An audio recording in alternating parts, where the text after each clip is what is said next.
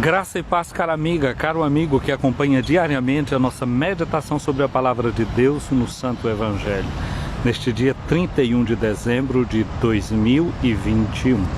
É o último dia deste ano. E hoje é o 7º dia da oitava do Natal de Nosso Senhor Jesus Cristo. Nós já refletimos sobre esse significado da oitava, que é como uma espécie de dia que não conhece ocaso, de um dia em que o sol permanece brilhando durante todo esse tempo.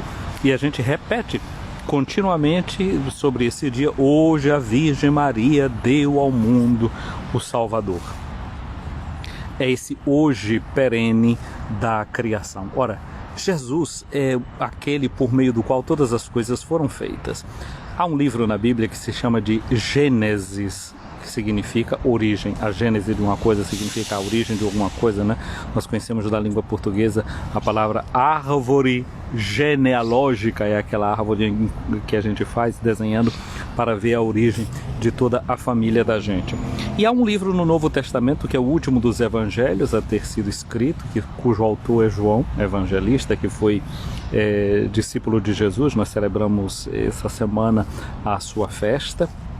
E João também faz como que uma espécie de livro do Gênesis. Ele olha para Jesus dizendo: no princípio, assim começa o livro do Gênesis, no princípio Deus criou o céu e a terra. E esse livro do Apocalipse, do Evangelho de São João, começa com o prólogo, justamente dizendo: no princípio existia a palavra e a palavra estava junto de Deus, e etc. Ora, no livro do Gênesis, o livro com o qual começa a Bíblia, nós vemos que é por meio da palavra que Deus cria todas as coisas. Deus vai criando tudo por meio da palavra. E Deus disse: faça-se a luz, e a luz foi feita. E assim sucessivamente, tudo Deus vai criando por meio da palavra. O evangelista João mostra que essa palavra se encarna. Ora, hoje é o 7º dia desta oitava de Natal. 7º dia, a gente começa então a fazer um paralelo entre a criação, e agora a gente no Natal celebra a nova criação. Deus, que na encarnação do seu Filho recria a humanidade, recria o mundo inteiro. Na criação, quando Deus cria o mundo, diz-nos a Bíblia que Deus cria o mundo em 6 dias, né? 6 dias que Deus vai criando todas as coisas. Ao chegar o 7º dia, o que é que Deus faz? Deus repousa. É uma palavra que significa repouso, mas é uma palavra que pode significar também afastar-se. Que é um modo também que a Bíblia tem de dizer que Deus, Ele é autor de todas as coisas, mas nós nunca podemos confundir as criaturas com o seu Criador. Como faziam os povos antigos, né? Eles achavam que um determinado animal era um deus, que um astro era um deus, né? Vênus eles chamavam de deus, a lua era contemplada como uma deusa, o sol como um deus, portanto, confundindo criatura com criador. Mas nós também somos assim, não é? Nós pensamos muitas vezes que os nossos bens, as nossas riquezas devem ser como que adorados, servidos, e nós lutamos para possuir os bens desta terra, pensando que é na posse das criaturas, acumulando muitas criaturas, que nós vamos conseguir aquilo que é o anseio de nossas almas, a salvação, a paz, a alegria, a felicidade. Então, a Bíblia, quando fala da criação, diz que no 7º dia Deus se afasta, Deus repousa. Deus repousa. E na medida que Ele se afasta de tudo o que Ele cria, Ele olha para tudo o que Ele cria, e a Bíblia faz uma constatação: e Deus viu que tudo que Ele fez era bom. Portanto, o 7º dia lembra o repouso de Deus, Deus que não se confunde, apesar de estar presente em todas as suas obras, mas Ele não pode ser confundido com as obras que Ele cria. E tem aqui uma outra coisa que é muito importante: Deus olha para o que Ele fez, Deus contempla o que Ele fez, e a conclusão é essa: Deus viu que tudo era bom. Portanto, o 7º dia da criação faz a gente lembrar de uma coisa: existe bondade no mundo. Existe bondade. Hoje, no 7º dia da oitava do Natal, nós também somos chamados a olhar, a contemplar. E é o último dia do ano. E nesse último dia do ano, nós somos chamados a contemplar, a olhar tudo o que aconteceu nesse ano de 2021. O que foi que aconteceu? Onde nós enxergamos a bondade, onde nós enxergamos as coisas boas, pode ter tido coisas que não foram tão boas assim, coisas que foram falhas. Mas nós devemos olhar para todas essas coisas, contemplar todas essas coisas. E no espírito do que diz o Evangelho de hoje de João, no capítulo 1, prólogo do Evangelho de João, nós somos chamados a pensar numa coisa que o João diz no seu Evangelho, que dele, de Jesus, nós recebemos graça sobre graça. Portanto, o nosso olhar para todas as coisas que Deus fez é para, sobretudo, descobrir a graça de cada coisa, a bondade de cada coisa. E descobrir a graça que está presente em todas as coisas criadas por Deus deve fazer brotar em nosso coração a ação de graças. O último dia do ano é o dia de a gente bendizer a Deus, de a gente abençoar tudo o que aconteceu nesse ano. Olha, vamos olhar para cada coisa desse ano e tentar descobrir uma coisa boa que nos aconteceu de janeiro até hoje, 31 de dezembro. O que é que foi acontecendo? Vê se você consegue no dia de hoje encontrar um tempinho para fazer esse louvor. E depois que você tiver passado todo esse olhar sobre o ano de 2021, faça como Nossa Senhora. Abra sua Bíblia no Magnificat, no Evangelho de Lucas, e louve a Deus. Ou então, se você sabe, se você conhece o hino chamado Te Deum, canto que significa a ti, ó Deus, cante o Te Deum, né? Em latim, esse canto, Te Deum laudamus. É o canto que, na tarde do dia 31 de dezembro, a igreja canta, louva. Aí você pode usar também um salmo, o Salmo 150, ou qualquer outro salmo de louvor, para louvar e bendizer a Deus por tudo aquilo de bom que você recebeu nesse ano. E até alguma coisa que você possa olhar e pensar que é negativa, agradeça, porque ali seguramente deve ter algo de positivo que serviu para você. Você superou aquela dificuldade. Você foi mais forte que aquela dificuldade. Você está aí. O ditado diz que aquilo que não mata, engorda. Ou seja, aquilo que não nos mata, como dizia Nietzsche, a gente diz em português que não mata, engorda. Nietzsche dizia que aquilo que não tira a nossa vida nos fortalece. Todas as experiências negativas deste ano, ou aquilo que nós podemos chamar de experiências negativas, elas serviram para dar força a você. Negativo, mas negativo pode dar um positivo na nossa existência.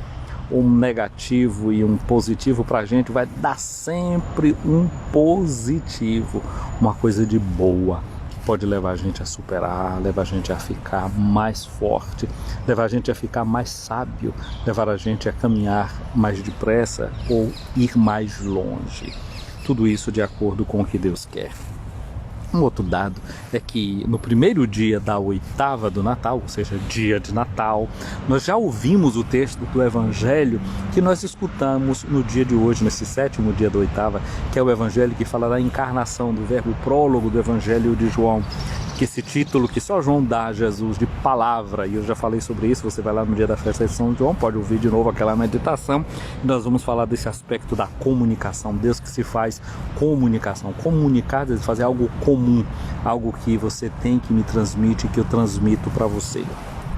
Mas tem um dado, né, que às vezes a gente não gosta muito de repetição, né, de estar repetindo as mesmas coisas. Já ouvimos esse evangelho no dia de Natal, porque eu ouvi-lo hoje de novo. Eu queria dizer uma coisa para você. Antigamente, antes da reforma litúrgica, que é chamada essa reforma litúrgica de Paulo VI, no missal que nós temos agora, esse missal de 62, que é o missal de São João 23, e que ainda antes era aquele missal já de Pio V, que vigorou de 1570 até 1970, passando por reformas, claro. Naquela missa, a missa sempre terminava e hoje termina na forma extraordinária, quando se celebra com a leitura do prólogo de João. No princípio existia a palavra, e a palavra estava junto de Deus, e a palavra era Deus.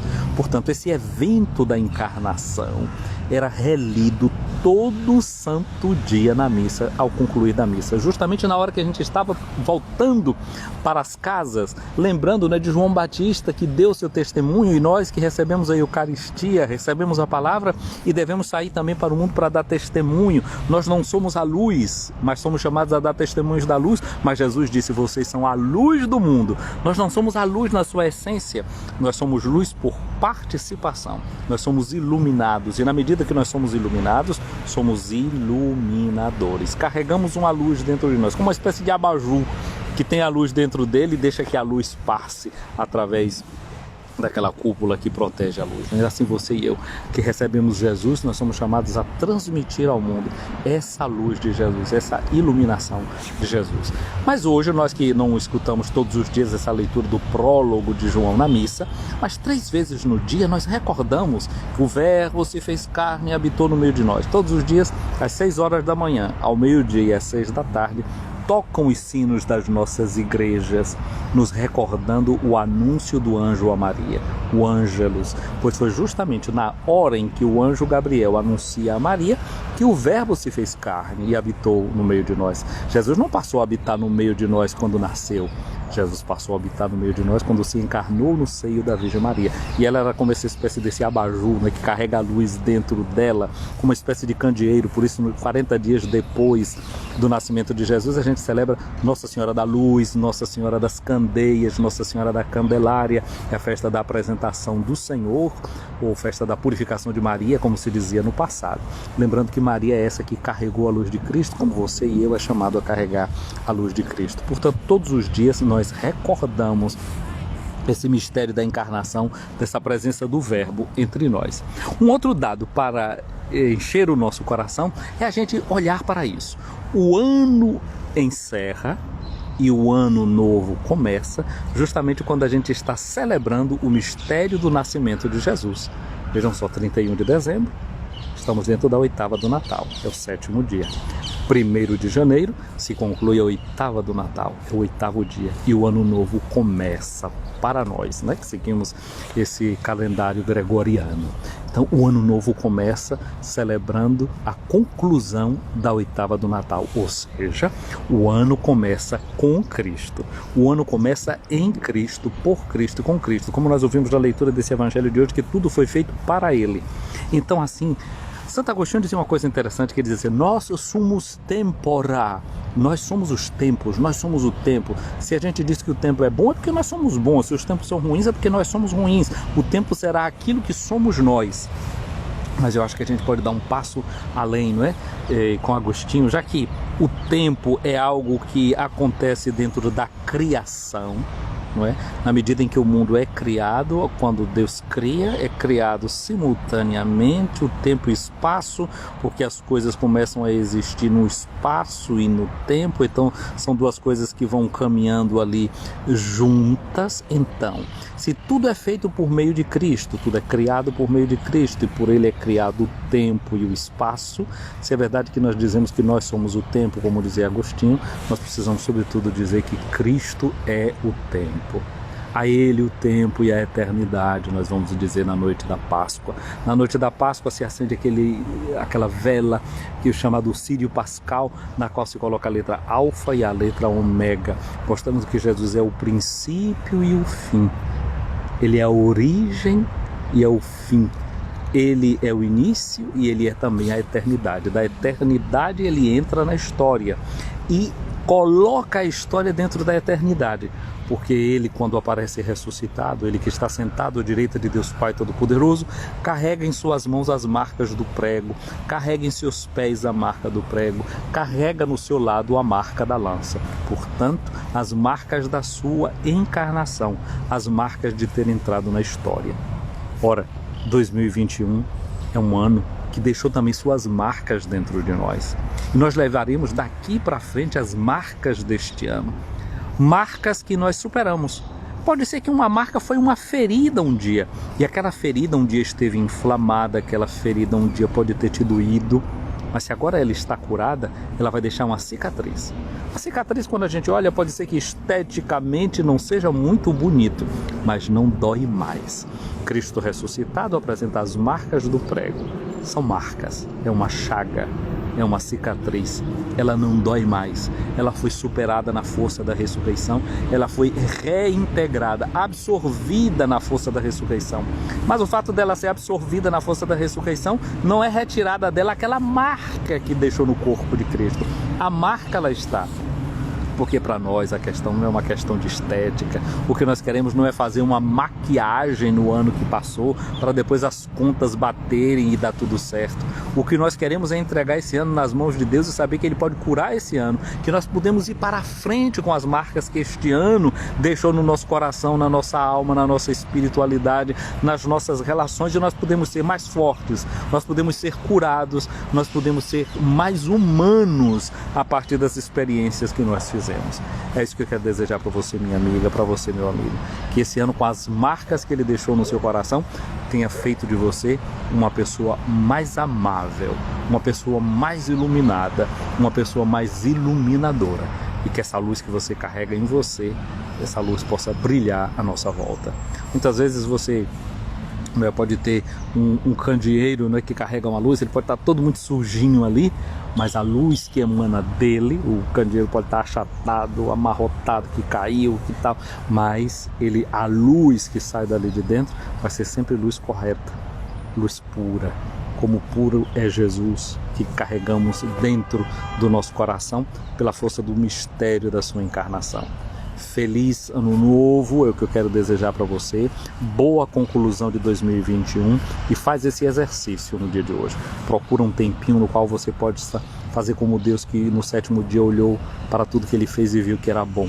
Que você possa descobrir a bondade de 2021, mesmo no meio das adversidades que estão acontecendo. Esse ano, para muitos lugares do Brasil, e eu olho daqui para a minha diocese e vejo o que está acontecendo em muitas cidades e outras cidades da Bahia, não é? De marcas de destruição que a água pôde fazer, que as enchentes trouxeram, mas tudo isso também pode servir para a gente pensar como é a nossa relação com a criação, com as criaturas, o que é que a gente pode aprender com nossos comportamentos e como podemos prevenir para um mundo mais sustentável, para um mundo melhor. Mas o outro dado também é que no meio de todas essas dificuldades está tendo uma enchente de solidariedade, de amor e de bondade movimentando o coração das pessoas que têm se colocado a serviço uma das outras, doando água, doando colchão, doando roupa, doando fraldas descartáveis para crianças e para adultos, não é? E depois há de se pensar como vamos reconstruir casas que foram destruídas, e depois é preciso que o poder público também comece a pensar como é que nós vamos fazer a reforma urbana que o Brasil precisa, porque são os pobres que muitas vezes são empurrados para morar nessas áreas que precisam ser bonificadas, nessas áreas onde o terreno é mais barato porque vale menos por causa do perigo que já ali está. Mas muita gente diz, então vamos também viver em outros lugares, em lugares mais altos. Mas na medida que a gente está indo subir para morar em lugar mais alto, o que é que tem acontecido? Desmatamento. Eu penso, por exemplo, em uma das cidades da minha diocese, que eu vejo que é uma cidade que está assim dentro de um vale, e muito foi desmatado daquela cidade. Minha mãe já falava de uma enchente que tinha tido em 60 e guardo a memória desses casos que ela conta, e olhando aquela cidade eu vejo que a cidade realmente ela foi refundada, ela foi fundada numa área sempre mais alta. Mas para fazer casas naquela área mais alta, seguramente o que aconteceu foi que desmataram. E na medida que desmataram, acabou-se as possibilidades de árvores que sustentavam com suas raízes os barrancos, folhas que ficavam ali para impedir que a água vindo em grande quantidade saísse, levando tudo. De outro lado, a gente vê também que naquela cidade ali fez uma opção econômica, por exemplo, de investir no gado. E muito daqueles lugares hoje é terra que virou pasto, e o pasto não segura a água. Então a gente vai vendo que tem opções econômicas, opções sociais que a gente vai fazendo, muitas vezes pensando no dinheiro que se pode ganhar, no lucro que se pode alcançar, mas que depois vai trazer um prejuízo coletivo. E seria necessário que numa hora como essa, que depois de uma catástrofe, a gente tentasse refundar a economia, a solidariedade, pensar as coisas em grandes perspectivas. E aí é onde a inteligência das pessoas precisa realmente funcionar, não é? Os arquitetos, os economistas, porque tudo tem que ser pensado numa unidade, porque tudo está interligado, nada está separado. Então é necessário que agora haja solidariedade e depois tem que haver inteligência solidária, e a esperança precisa ser coordenada para que a gente não seja depois surpreendido com tantas coisas. Outra coisa é que a gente vai ter sempre que saber viver com esses tipos de fenômeno. Ninguém hoje em dia está sem saber que existem duas correntes muito fortes dentro do nosso continente: Laninha e El Niño. Quando é o período de El Niño, período de muitas secas, etc, vai assolar o semiárido, é seca, isso e aquilo outro. Temos que saber conviver com isso, nos preparar, porque a cada 5 anos isso vai se repetir. A cada 5 anos vai ter sempre chuvas muito intensas como essas, e vai piorar sempre cada vez mais por conta das coisas que a gente já fez. Então é necessário que a gente tenha administradores, organizadores da sociedade que pensem nas coisas também dessa forma. É preciso pensar na rede de esgoto das cidades, como é que elas funcionam. Eu vejo na minha cidade, eu moro em uma parte da cidade, que eu, menino ali, sei que naquela baixada existiam riachos, existiam pequenas lagoas, existiam fontes. E hoje eu passo por aquele lugar, simplesmente aterraram tudo, passaram a estrada por cima, fizeram casa até em cima de certas fontes que existiam. Será que um dia essa água não vai buscar o seu lugar? Será que um dia tudo isso não vai cobrar da gente uma hipoteca? Porque a gente quis construir sem conhecer o terreno, sem respeitar a natureza que já estava ali antes de a gente chegar. Como conviver com ela para que depois ela não seja vingativa? Quando a gente diz que a palavra se fez carne, a palavra em grego se diz logos, de onde vem a palavra lógica, razão. Nós precisamos construir um mundo que seja racional, um mundo que seja inteligente, um mundo onde a gente reflita em todas as coisas, para que depois simplesmente a gente não lamente e não chore aquilo que talvez a gente não precisasse chorar com tanta intensidade, justamente porque nos faltou a responsabilidade e a corresponsabilidade de sentarmos juntos e de planejarmos uma vida melhor para todas, para todos. Que o ano de 2022 possa despertar em nós todas essas coisas. O Senhor esteja acima de ti para te proteger, à tua frente para te guiar, atrás de ti para te defender, ao teu lado para te acompanhar, dentro de ti para te abençoar. Que a bênção de Deus Todo-Poderoso, Pai, Filho e Espírito Santo desça sobre ti, minha amiga, meu amigo, permaneça para sempre. Amém. Um abraço aqui para quem está conseguindo me acompanhar muito cedo no Brasil. A gente está aqui no Eudaleia, não estamos tão cedo assim, o dia já está caminhando. Um abraço para ti, para Ivone Souza. Bom dia, Ivone. Um abraço para Zenaide Damasceno aí em Conceição do Almeida, também aí em Conceição do Almeida, né? A cidade ficou fechada e os acessos por algum lado justamente por tanta água que foi chegando. Muito bem, é hora de a gente pensar e repensar todas essas coisas, e que Deus nos ajude, que Deus nos dê inteligência para olharmos dentro dessas situações que nós estamos passando, que nós estamos vivendo, e entender o apelo que está sendo feito a partir desses acontecimentos. Feliz fim de ano. Encontra o teu tempo para fazer a revisão do ano e a celebração da gratidão por tudo aquilo que nós recebemos. Fiquem com Deus.